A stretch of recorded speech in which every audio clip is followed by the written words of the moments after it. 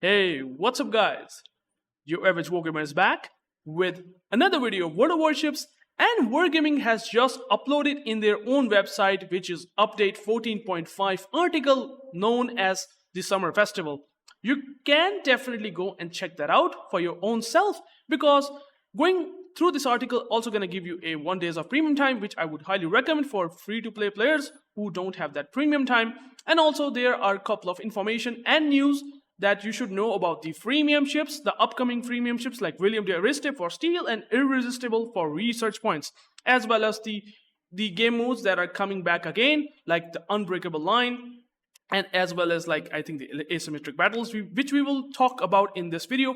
I will go through this article quickly and give you some idea that what Wargaming will be coming up in the next update.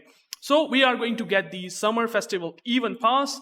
Not sure that I'm a big fan of Summer Festival Event Pass. They will most likely gonna give you the summer tokens, I'm assuming. As you can see here, we have first line progression, 3 days of premium time. That's nice. I mean, if you are a free to play player, that's good.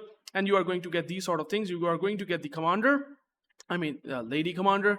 I'm assuming it's a Pan-American premium commander, which is nice. And then for 2,500 doubloons, if you go for the second event pass paid progression line, well, you are going to get 150 summer tokens. Not sure what it will give us. Maybe a couple of things like bundles or something like that. But you are going to get Duca di Aosta, which is a tier 6 Italian cruiser. Not a fan of this cruiser at all. I don't like this cruiser at all. I don't think so that you should spend really those doubloons for that. I mean, if you want to avoid it getting in the super containers, well, then you can try that. Otherwise, I don't think so that it's worth it, to be honest, for these, amount of doubloons.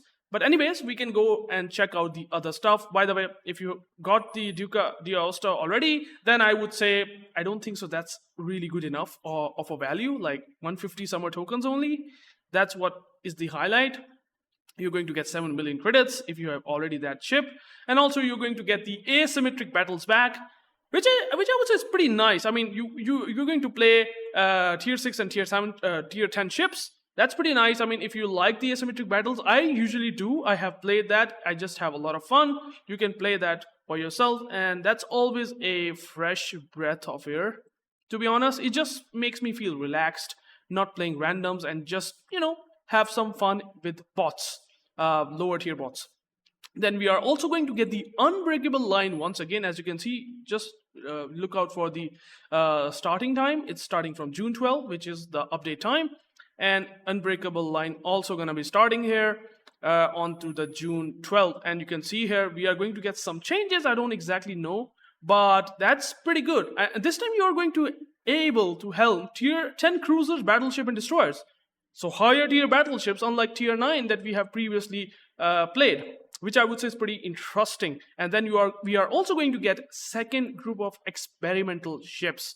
Protector, Hotaka, Varese, again the same thing as they have done with the other three like Vyazma, Metz, and Oregon. So we're going to have some secondary focus ships.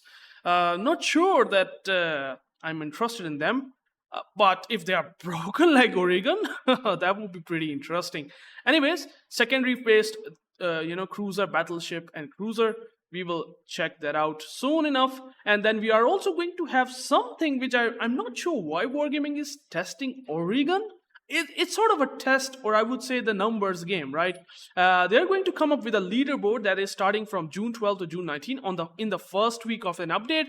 If you play Oregon, and if you have the most total damage in a single random battle, you're going to receive some valuable rewards. Now, that's good. Like, for a lot of you guys who love Oregon, and Oregon is ridiculously powerful. We all know that how powerful that ship is, and the design is pretty absurd. But there is something that tells me that Wargaming is trying to gather up as much numbers as possible for this ship, because we might be seeing something like that in the future updates. We don't know. We never know. But yeah, this really smells like Wargaming is cooking something for the later stages at the end of this year. I hope it does not happen. We don't get the Oregon in a premium package. It just gets removed, because this F key with improved pen angles and man, AP is just insane. It just does not really make life really good for the enemy. ship, or that ship that is fighting against Oregon. And then we are going to have a couple of things like you can get a Johnston, coal, like you can go and check that out for yourself. I'm not interested in that much, but clan battles are going to get the classified documents. Again, we all don't like the classified documents in the randoms. They have removed them in the randoms, which I would say is very nice. At least they listen to us, they listen to the player base, but they're still gonna be shoving our throats, or at least clan players' throats, with the classified documents. I don't know how it's gonna change the meta, but I'm quite sure that they're probably gonna tinker, or I would say gives the documents, powerful documents to those ships, like for example the Yodo, the ships that are not popular, with better abilities or the better numbers compared to the classified documents, which I would say might not be that powerful for very strong battleship, like for example in the case of Colombo, maybe the Petro. They will not going to get some powerful buffs, or maybe no buffs at all. We will that's what I possibly think about this. We will take a look at this as well in the clan battles maybe. But yeah, tier 10 ships, 7 versus 7. Let's see what happens. Let's see what Wargaming actually does when we actually going to be playing clan battles, if there are players interested in this ship, or I would say in this whole thing. We will find out. And then we will have the update of operations with flagships. What is this? Oh yeah, the same thing. They've been really improving the operations. Like I'm just surprised.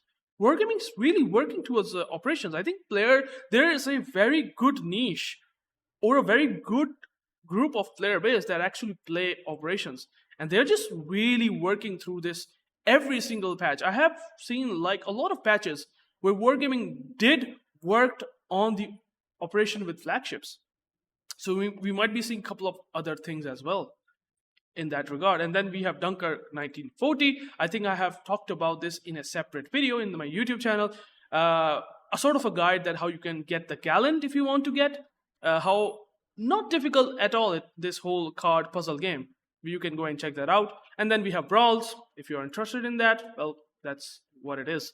And then we are going to have something which we all wanted, or not this, not this at all. Content gradient ship rotation is something that has a very darker visual, or I would say very not so good aspects for future. And Wargaming is going to be adding this thing, and they can just really, I mean, I have talked about this in a separate video. You can go and check that out, like what I believe about this whole thing. But they will be adding this. And that's what they are talking here. That we have to add this, we will remove some ships and we rotate the ships and we're just gonna put the rarity tag, whatever.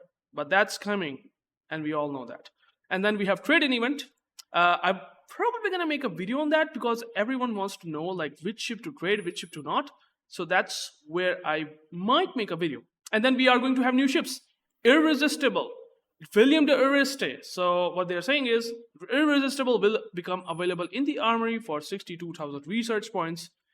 So if you do have some research points, you can get sort of this cruiser, or I would say battle cruiser, because it does have cruiser guns, 434mm guns, 16 of them if I'm not wrong, which makes it pretty interesting. We will check that out as well.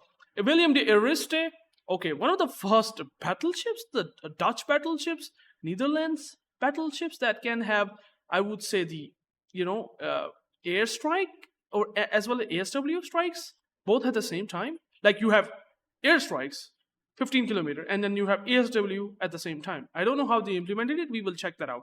31,000 steel that's gonna cost. So 419mm guns. This is basically a Duncan sort of hull. And what they have said here, note that both ASW and standard airstrike share the same charges. What? Wait, what? So you're gonna be having, so you have to share, or at least you have a dilemma. Like if there's a submarine, then you have to use those standard airstrikes numbers, but they are also gonna be called as ASWs. Like what? That's weird. Like you should have a separate ASW strikes, I would say lives or numbers. So you can just use it against submarines while it's not touching the standard airstrike. It just does not deplete the standard airstrikes. Just because you're using ASW on submarine does not mean that you should just deplete your standard airstrike like this. That's insane. What? That's pretty unfortunate. Like, this is really bad. Like, that's what I believe that this whole sentence is saying. They share the same charges. Is that the way they try to come up with Willem de Eerste? Like, I mean, it's bad, man. I mean, if there's a submarine, you might be just using those ASW strikes onto the submarine, right? Isn't that the case? And not able to use the standard airstrike during that time because you are using it against a submarine. Because they share the same charges, so use them wisely. That's what they say. I don't know. We will have to check that out once we get this battleship. And then we have, by the way, this is very important. This is what I think is very important. I mean, if you have not gotten the this guy, Morjoker Marcus Lisboa, this guy is amazing. Most likely going to be. I don't have it, this guy, by the way, but this is very, very powerful in the Pan-American battleships. If you don't have it, if you haven't completed the Battle of Paso de Patria collection, well, all you have to do is to spend 2,000 gold on each container to complete the collection, or you buy premium containers. Although I would highly unrecommend to buy. Like, why the hell you buy premium containers when you can already just get it for 2,000 gold each? So you're just able to complete the collection and you get this captain. The only captain that I also don't have personally, which is nice. Summer Festival, Firepower premium containers, special bundles that I was like really thinking that's gonna happen. Premium time, I mean, we will check that out. How they're gonna just make it super monetized, super bundle-ish, and super expensive. And by the way, they're saying that steel, but what?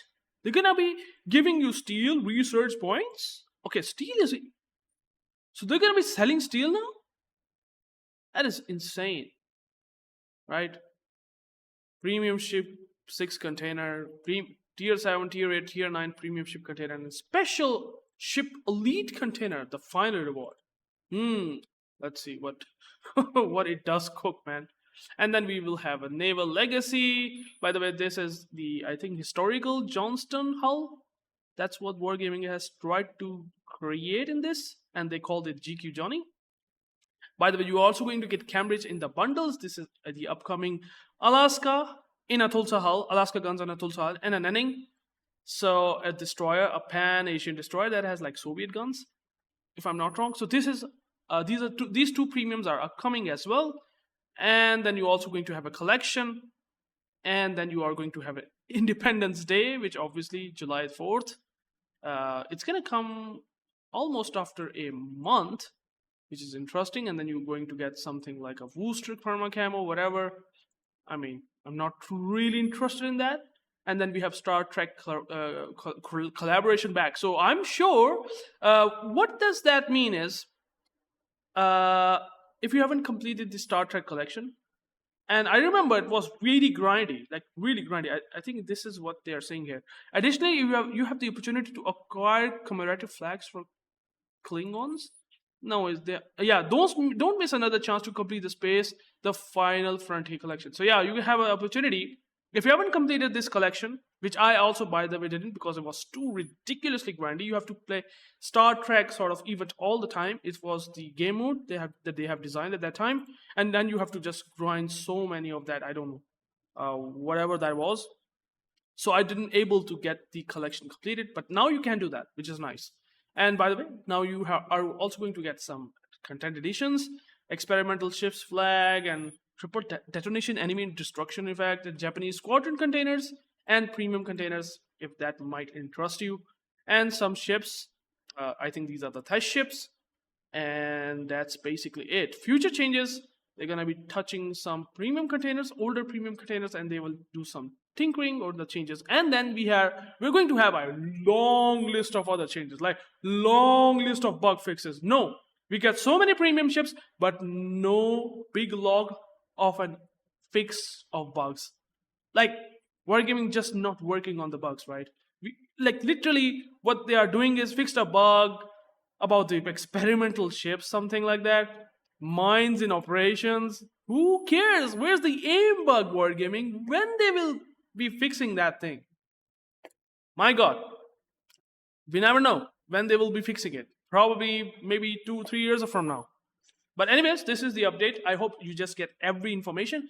And by the way, if you are new to the channel, please like, comment, and subscribe. And if you have any question, I will answer it down in the comment section below. Just make sure to question me up and I will right away answer. Thank you guys for watching, and I will catch you guys later. Peace out.